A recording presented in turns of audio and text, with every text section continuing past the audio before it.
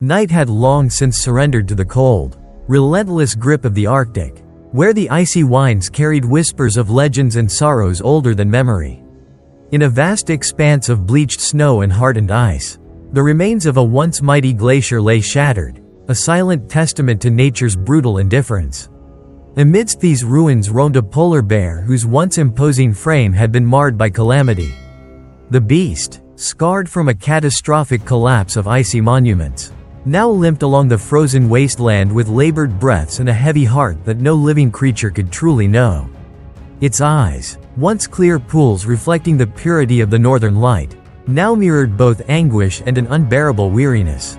Each step was a struggle, and every movement dripped with a loss of purpose.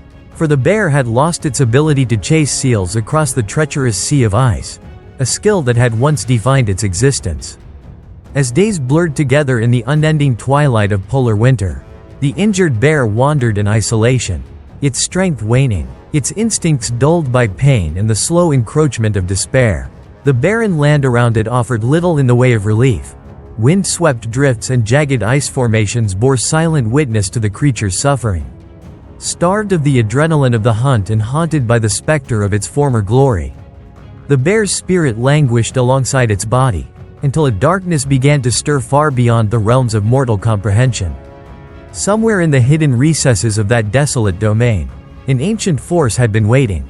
In legends passed down through generations, elders spoke in hushed tones of a malignant presence, a Wendigo spirit that preyed on the desperate, the hungry, the lost. This cursed entity was said to drift like a specter along the edges of reality, ever seeking a soul to possess, to twist into something feral and unrecognizable. And on a night when the wind howled like the wails of forgotten souls, the spirit sensed the trembling pulse of vulnerability in the injured bear. It came like a whisper in the cold, an insidious murmur among the ice crystals, moving unseen through the darkness until it found the creature weakened and alone. In the silent moments before the dawn, as a sparse light began to bleed into the endless night, the Wendigo's essence reached out with an imperceptible tendril. It wound itself around the bear's frail form, slipping silently into its fur and sinew. At first, the change was subtle, a spark of feral urgency igniting in the depths of the animal's eyes. But as hours passed, that spark spread like wildfire through the beast's veins, reawakening instincts long dormant and distorting them into a frenzy of unbridled aggression. The transformation was agonizing and profound. The bear's tired eyes took on an unnatural, searing red glow as if lit by an inner, demonic fire. Its once luxuriant coat began to shed in clumps, leaving patches of raw, exposed skin that shuddered in the bitter wind. Emaciated yet empowered, the creature's strength surged to terrifying new heights, driven by a hunger not only for sustenance but for an insatiable thirst for carnage. In that moment, the tundra seemed to hold its breath. The line between nature's unyielding laws and the supernatural blurred as the bear's primal instincts became perverted by the dark spirit inhabiting its form. It was no longer just a wounded animal fighting against extinction. It was a vessel for an ancient curse, a living incarnation of a horror that had stalked the fringes of human lore for untold centuries. The once noble predator was now transformed into a creature of nightmares, one that roamed the ice with a savage purpose that defied both reason and mercy. Days passed in an almost dreamlike haze as the possessed bear began to venture further from the desolation that had been its reluctant home. Its behavior became erratic and unpredictable. Where once it had limited its hunt to the familiar rhythm of chasing seals, it now roamed with a predatory fervor that extended its reach far beyond the bounds of its natural territory. The beast attacked without discrimination, preying upon creatures it would have otherwise left undisturbed in the order of nature. It even struck fear into the hearts of those it had never before considered prey, the humble fishermen and indigenous villagers who eked out an existence in the narrow margins of civilization on the edge of the frozen sea. Whispers of its unnatural transformation began to spread among the locals like wildfire across dry tundra. They spoke of the white demon on the ice, a monstrous apparition whose eyes burned red with unholy light and whose once regal form was now a wretched parody of nature's design. Elders recounted old legends, their voices trembling as they described the Wendigo, a spirit that could possess those who were steeped in despair. turning the vulnerable into harbingers of relentless terror. To the villagers, the savage attacks were not random acts of wildlife but a manifestation of something far more sinister. The desecration of the land and the anomalous behavior of the creature set their hearts pounding with a dread that transcended human understanding. In a remote coastal hamlet, where the salt of the sea mingled with the frost of the land, a council of experienced hunters and wise shamans convened. Their eyes, reflective of countless winters and the weight of ancient lore, betrayed a deep-seated belief that the balance of nature had been disturbed irrevocably. They recalled tales of a time when nature's ferocity was tempered by an unspoken order, a time when even the mightiest predators followed the laws of instinct rather than the madness of possession. Now, however, the balance had shattered, and with it, the sanctity of the wilderness was compromised. The possessed polar bear, a once hallowed symbol of the Arctic wild, had become a living nightmare that endangered not only the delicate equilibrium of the frozen lands but also the lives of the very people who revered its majesty. Under skies heavy with foreboding gray, the hunters gathered in a sacred clearing near the edge of the ice. Their faces were etched with lines of worry and resolve as they prepared for a confrontation with a force that defied the natural order. In whispered incantations and with careful ceremony passed down through generations, they readied their weapons, arrows meticulously dipped in ancient powders believed to harbor mystical properties and talismans charged with the power of ancestral spirits.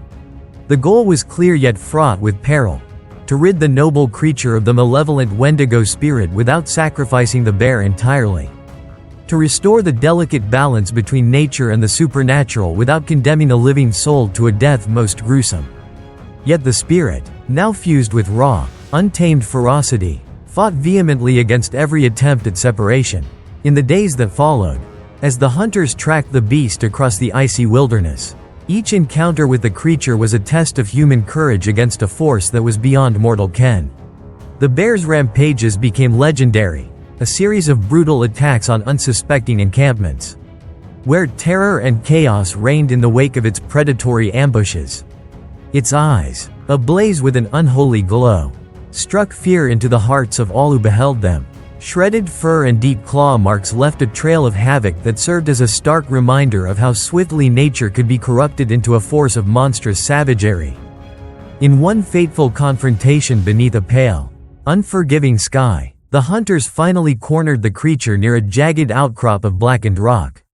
The wind carried the mournful sound of howling and the clatter of ice breaking, a chorus that lent an eerie symphony to the scene.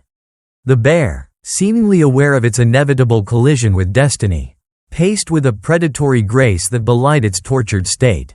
For a moment, time itself seemed to pause as the hunters raised their bows, each heartbeat echoing the ancient laments of those who had come before. And then, as if provoked by the collective will of the ancestors, the creature lunged, a blur of red eyes, flailing claws, and a guttural snarl that reverberated through the icy expanse. The ensuing melee was both a physical and spiritual battle, a desperate struggle in which every arrow loosed was an invocation against the darkness within. The air was filled with the crack of splintering ice and the lament of incantations, as the hunters sought not only to wound the creature but to liberate it from the clutches of the Wendigo. Yet even in the face of such valor, the creature fought back with a madness that exceeded ordinary instinct. Every strike was imbued with an unholy strength, every swipe a reminder of how the ancient curse had remade its very nature. The clash was not merely between man and beast, it was a war waged on the blurred frontier of myth and reality. A confrontation in which the fates of many would be irrevocably altered. As the battle raged on, the tundra bore silent witness to the tragic spectacle unfolding upon its frozen stage. Each moment was a harrowing blend of hope and despair, as the hunters sought a path to redemption for a creature they once revered, a symbol of the wild majesty of the Arctic that had been twisted into an instrument of terror. In the midst of the chaos, a profound sorrow permeated the frigid air, a realization that the cost of reclaiming order might demand a sacrifice far greater than any would have dared imagine. The bear's pitiful eyes, now only intermittently illuminated by the unholy red of possession, spoke of an inner turmoil that transcended the physical pain of its wounds. They were eyes pleading for release from a fate that seemed sealed by the relentless advance of the ancient curse. And so the day passed in an agonizing confluence of ritual and violence, of hope and despair. The outcome of that fateful confrontation still hung in the balance. As the hunters, each driven by their own ghosts and guided by the wisdom of their forebears, endeavored to sever the unholy bond between spirit and flesh. Whether the dark force would be expelled from the noble creature or whether the unbearable horror would force their hand toward a final, irreversible act of mercy remained uncertain, even as the wind mournfully carried away the echoes of battle. In the melting aftermath of the skirmish, as a fragile light of early dusk began to glimmer over the icy horizon, silence fell upon the battlefield.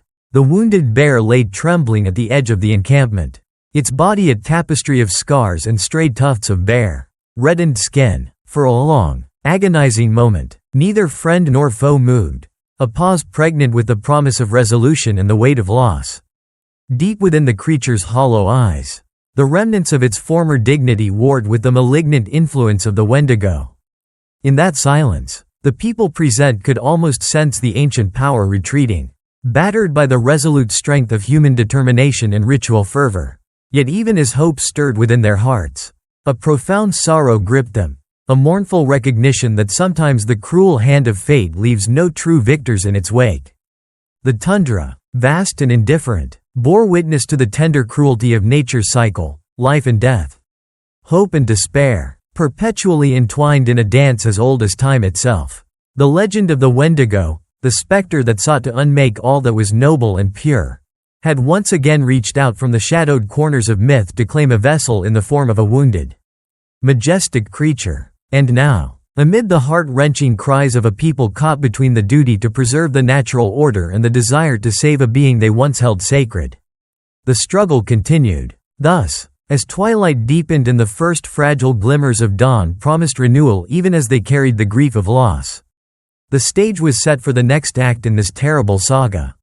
The battle against the ancient curse was far from over, and the frozen expanse of the Arctic would continue to echo with the somber refrain of nature's unyielding power and the relentless march of time. In the silence that followed the frenzied clash, one truth remained undeniable: sometimes, in the face of overwhelming darkness, even the noblest of creatures may be forced to endure a fate that is as tragic as it is inevitable. At the cold, muted break of dawn, the frozen horizon was tinted with a feeble glow as if nature itself were reluctant to witness what was to come.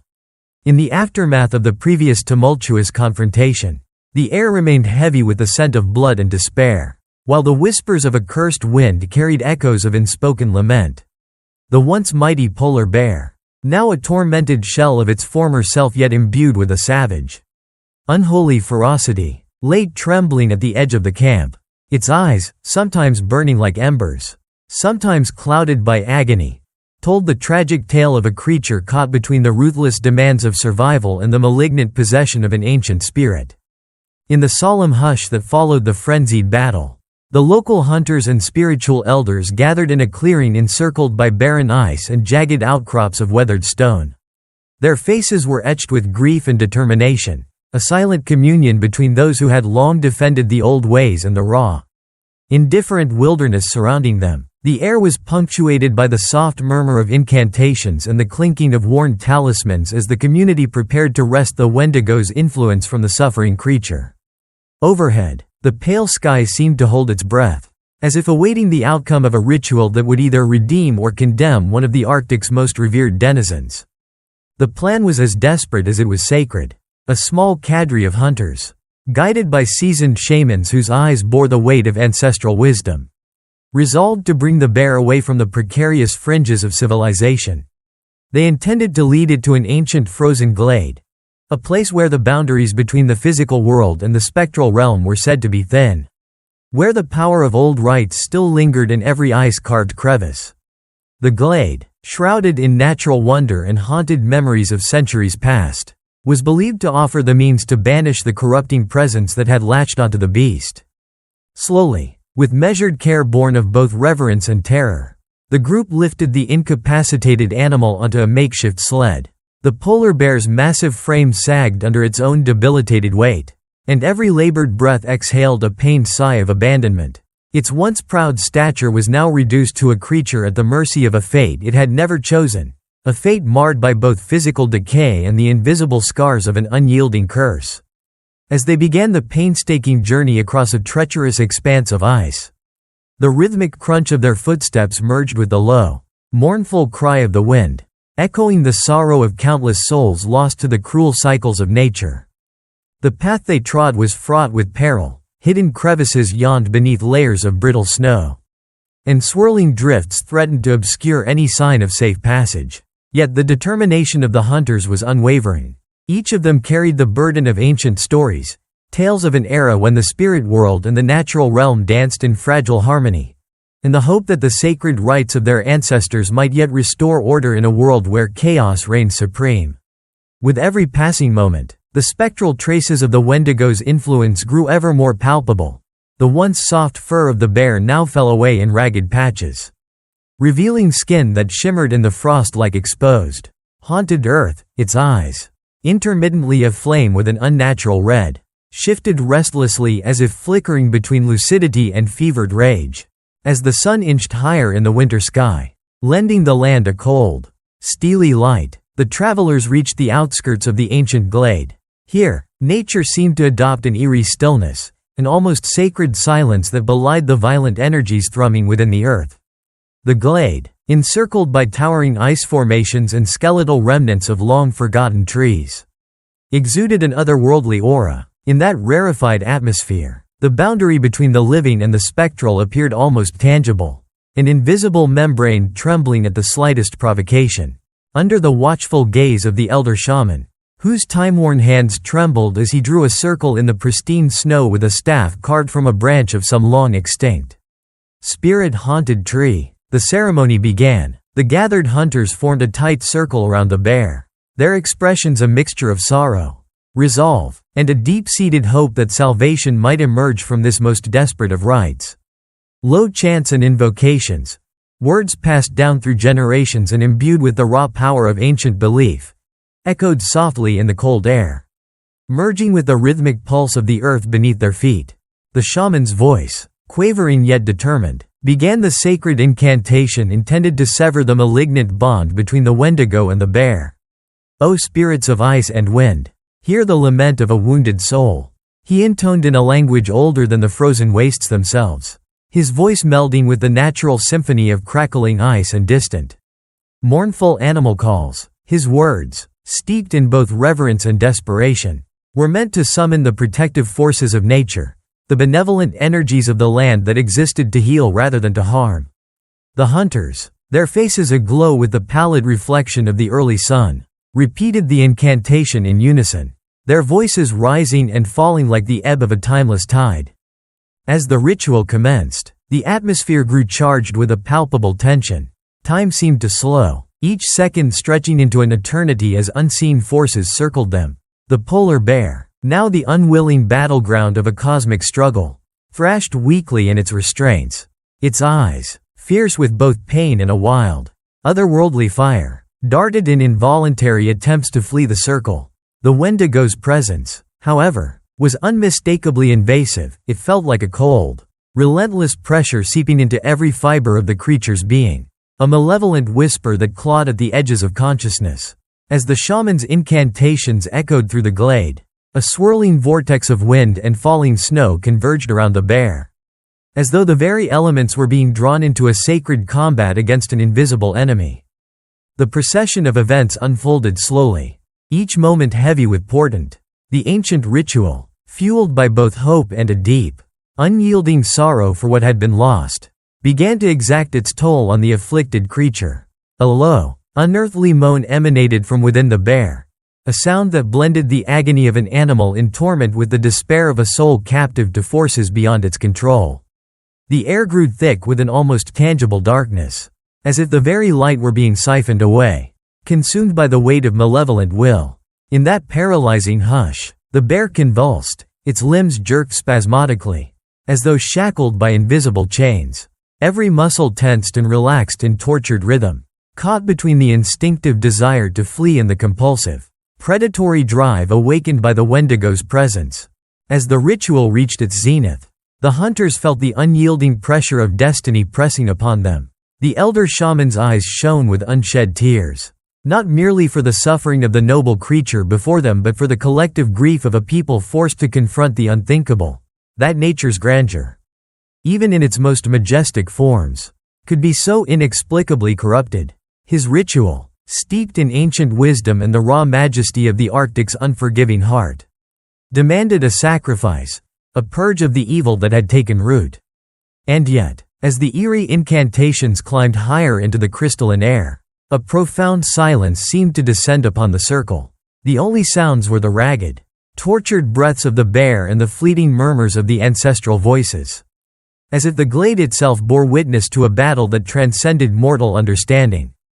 For what seemed like an eternity, the energies waged an invisible war within that frozen sanctum. The Wendigo's influence, though fierce, began to waver in the face of the ancient rite. The bear's convulsions grew less frantic, its eyes flickering with transient glimmers of clarity amid the supernatural conflagration. In a moment that seemed both fleeting and eternal, a heartbeat suspended between the clashing of worlds, the malignant presence recoiled as though stung by the purity of the ritual. A piercing, keening cry rent the air, a sound that spoke of both agony and reluctant surrender. And for a heartbeat, the balance shifted. It was then that the shaman, in a voice trembling with both triumph and sorrow, called upon the spirits of the ancestors, begging them to reclaim the spirit of the wounded beast and purge the Wendigo from its frail form. The earth beneath their feet vibrated in solemn response, as if acknowledging the significance of the moment. The wind, once a harbinger of desolation, softened into a gentle murmur, carrying with it the scent of renewal hidden beneath the layers of decay. The bear's eyes, for a brief, ephemeral moment, shone with the soft light of clarity, a glimmer of its former untarnished nature, flickering like a dying star in a vast, indifferent sky. Yet as the ancient rite reached its critical juncture, an overwhelming tension gripped the hearts of all present. The battle between human will and primordial darkness wavered on a knife's edge. The hallowed glade, with its timeless beauty and unyielding cold, became a crucible where the fates of both man and beast converged in a poignant, painful, and undeniable struggle for redemption. The hunters exchanged uncertain glances as they waited for the final outcome of the ritual, a silent question hanging in the crisp air. Would the ancient curse be expelled, freeing the polar bear from the wicked grip of the Wendigo? Or would the price of salvation prove too high, condemning both creature and community to an endless cycle of sorrow? In that liminal space between hope and despair, the wounded polar bear trembled as if caught between two opposing forces. One, a fierce determination to reclaim its wild, unburdened spirit, and the other, the lingering, insidious hunger of a curse that had invaded every fiber of its being. The shaman's incantations grew softer, each word imbued with equal parts resolve and melancholy, as the assembled crowd held its collective breath. Gradually, slowly, as if yielding to the inexorable passage of fate, the spectral pressure began to ease. The conflagration of dark influence that had once roiled within the bear's very soul started to recede, leaving behind only shadows of its once intense malevolence. Yet even as the Wendigo's grip appeared to falter, a profound sorrow settled over the glade. The bear, its once majestic form now scarred and battered by the horrors it had endured, showed signs of both liberation and irreversible damage.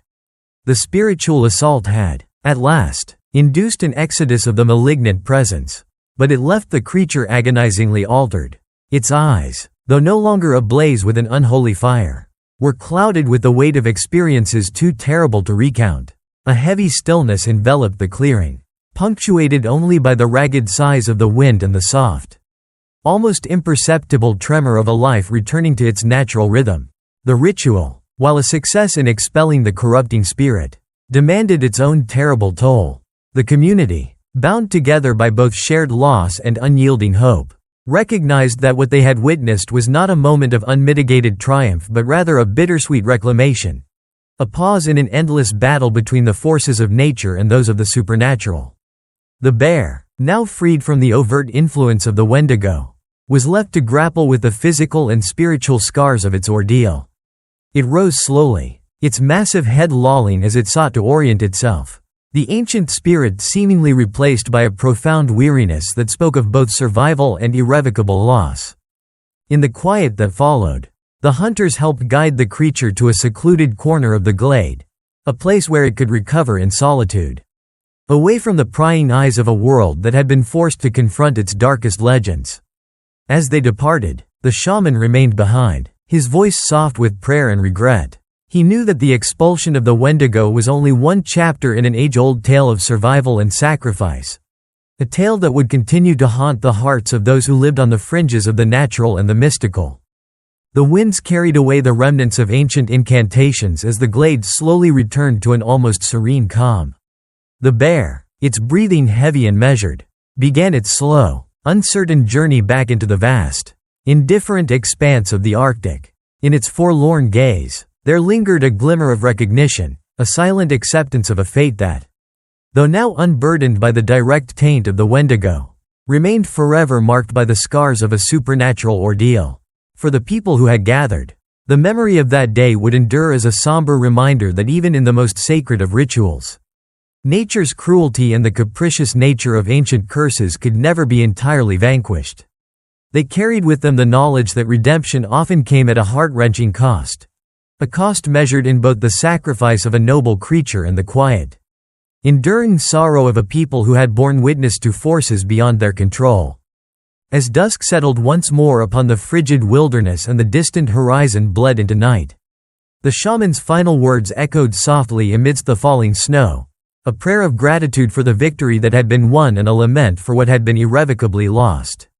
In that fragile moment, the Arctic whispered a timeless truth, that the battle between light and darkness, nature and the supernatural, would forever wage on, an endless cycle etched into the very soul of the frozen land. And so, as the survivors slowly dispersed to their own private mourning and reflection, the glade, and the bear within it, stood as a quiet monument to the enduring resilience of life. Even in the face of ancient, unspeakable horror, the struggle to free a spirit had succeeded.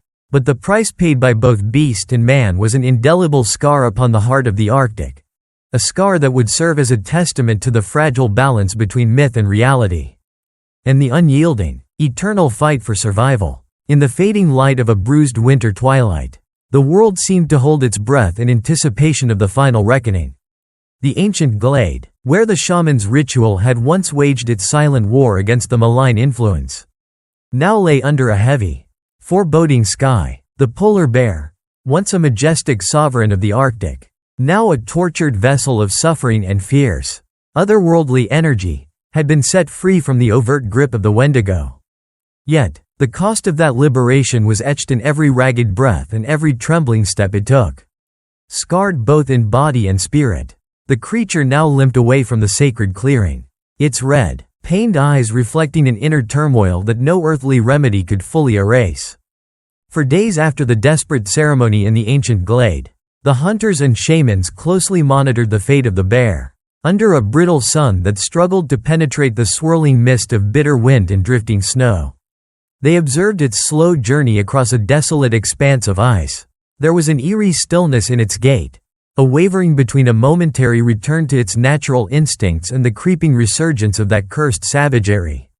Every so often, the bear would pause at the edge of a frozen inlet, its gaze distant as though it were searching the endless white for memories of better, untainted days. Yet in its eyes, too, shimmered a quiet resignation, a recognition that though the Wendigo's malign presence had been repelled, the spirit of that ancient evil had left an indelible mark that could never be entirely purged. The people who had witnessed this harrowing ordeal felt the weight of an impending decision. In the hearts of the local hunters and elders, a bitter conflict raged, a struggle between the desire to restore natural order and the painful memory of a revered creature now irreversibly marred by supernatural affliction. They gathered in hushed circles in the meager light of a low-hanging winter sun, voices filled with sorrow and resolve mingling with the mournful cry of a lonely wind. The question was not merely one of survival, but a moral reckoning. Could the spirit of the wild be saved if it bore the grotesque imprint of an otherworldly curse? Or must it be put to death to ensure that the ancient evil would never again find a host? As the days turned into an agonizing week, the wounded polar bear began its reluctant journey back toward the fringes of the coastal settlement, a place where the tenuous threads of human civilization still clung to life amid the encroaching cruelty of nature. Its approach stirred both hope and dread among the locals. Mothers drew their children close, and elders exchanged worried glances that spoke of old fears and new uncertainties. For many, the bear had once been a symbol of the untamed majesty of the Arctic. A living embodiment of the wild that commands both reverence and humility. Now, it had become something altogether different, a walking contradiction. A majestic soul ensnared in a body corrupted by an ancient hunger that defied simple understanding. One bitterly cold morning, beneath a sky bruised with swirling clouds and fringed by a weak aurora, the inevitable confrontation came to pass. The settlement had been placed on high alert as reports spread of the creature's proximity. And a contingent of seasoned hunters, armed not only with finely crafted arrows dipped in enchanted powders but also with the solemn guidance of their spiritual elders, prepared for what they dreaded would be a final, fateful encounter. In the narrow, wind-swept passage between towering ice formations and snow-drifted pines, they set an ambush. The air crackled with an energy that was part prayer and part desperate defiance. Every living soul in that fleeting moment felt the gravitational pull of an ancient destiny. The polar bear emerged from the swirling haze, its gait uneven but determined. The hunters watched with hearts torn between duty and deep sorrow as the creature ambled into the clearing. Its ferocious eyes betrayed an inner conflict that was as visible as the matted, patchy fur it now wore. For a heartbeat, time stretched in an agonizing pause, as if even the relentless Arctic itself mourned the sight of a proud animal reduced to a shadow of its former glory. Then, a clash erupted. The bear, tormented by flashes of primal instinct and the residual specter of the Wendigo's curse, bellowed with a sound that was half anguish and half fury. It charged blindly, its roars shattering the icy silence, its massive form a chaotic whirlwind of desperate energy. The hunters responded instantly, arrows flying in a deadly arc as incantations of protection mingled with the bitter wind. Each arrow was aimed not only to subdue the beast but to halt the resurgence of the cursed behavior, an act of mercy intertwined with necessity. The ensuing struggle was a tumultuous ballet of ferocity and grief. The polar bear's blows struck with a force born of both raw animal strength and the supernatural augmentation the spirit had once provided. In moments of terrible clarity, the creature's eyes flashed with the memory of gentleness, and for a moment the hunters hesitated, struck by the vision of an innocent soul fighting a cursed existence. Yet, as the conflict wore on, it became clear that the malevolent spark of the Wendigo was not entirely vanquished. The bear's movements grew increasingly erratic, its red eyes flashing with a desperate intensity. The hunters, although resolute and guided by the ancient wisdom of their forebears, knew that the creature was teetering on the edge of uncontrollable savagery, an edge that, if crossed, would bring devastation upon the settlement and the fragile balance of the Arctic wilderness. No matter how much they yearned to salvage the animal's noble spirit, the harrowing reality was inescapable. The curse had irrevocably tainted its flesh, and the relentless surge of primal madness could not be stilled by ritual alone. In the final, heart-wrenching moments of the confrontation, as the polar bear staggered and roared its last defiant protest against both nature and the supernatural, the hunters made their fateful decision. With tear-stained faces and trembling hands, they united in a chorus of sorrowful resolve. The final arrow, a beautifully honed missile imbued with the whispered prayers of generations, was loosed with exquisite precision. It struck the bear in a moment that seemed to suspend time. An arrow that carried not only the weight of mortal duty but the bitter ache of profound loss. As the creature finally collapsed upon the frostbitten ground, the wind rose in a mournful dirge, as if nature itself wept the passing of a legend. In the wake of that tragic act, an eerie silence embraced the icy clearing.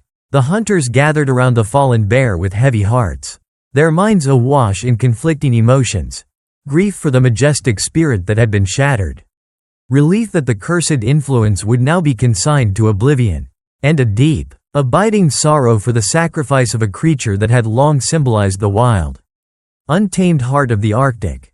The shaman, his eyes brimming with silent tears, knelt beside the animal, murmuring ancient words of farewell and offering a final benediction to a soul caught between worlds.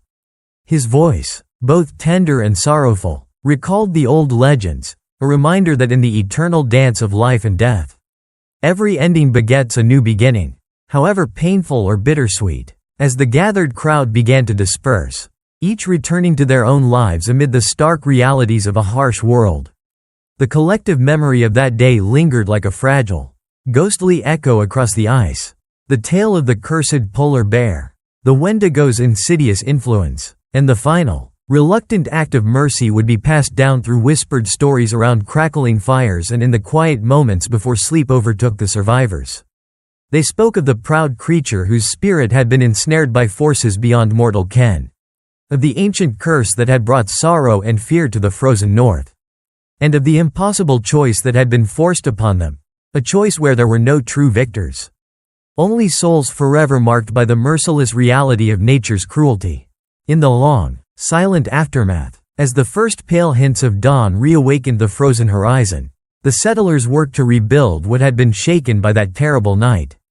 Memorials were raised in quiet reverence, and the land itself, bearing the scars of violence and sacrifice, seemed to whisper cautionary tales to anyone who dared traverse its desolate beauty. The shaman, now a solitary figure beneath the vast, unchanging sky, spent his days in meditative solitude, seeking solace in the timeless rhythms of the Arctic. He understood, all too well, that nature's mysterious balance was maintained at a price that could never be fully repaid, a perpetual cycle of loss and rebirth. Cruelty and compassion, forever intertwined in the frozen tapestry of existence. And so, in the final reckoning of that fateful saga, the legacy of the cursed polar bear endured as both a cautionary tale and a testament to the indomitable spirit of life. Though the Wendigo's darkness had been forced away by human courage and ancient ritual, its echo would forever haunt the edges of memory and myth. In every whisper of the wind, every rustle among the snow-laden pines, there remained a hint of that unspeakable terror, a reminder that in the realm of the Arctic, where the boundary between myth and reality dissolves into the endless white, the struggle for survival is as eternal as the ice itself. In the years that followed, elders would recount the sorrowful tale with trembling reverence. They spoke of a time when the northern lights themselves seemed to weep in mournful hues, and how the brave souls who faced the unspeakable cost of upholding the natural order came to embody the heart-wrenching balance between mercy and necessity. The memory of the possessed polar bear, the tragic vessel of an ancient curse, was enshrined in their collective lore, a symbol of both the majesty and the relentless cruelty of the untamed world. And though its life had been extinguished beneath a sky that spared none, the spirit of the wild lived on, etched forever into the icy soul of the Arctic, where every gust of wind and every shimmer of the aurora borealis told a story of timeless sorrow and unwavering hope. Thus, beneath a pale, unwavering sky and amidst the eternal silence of snow and ice, the final chapter of a cursed legacy came to a close.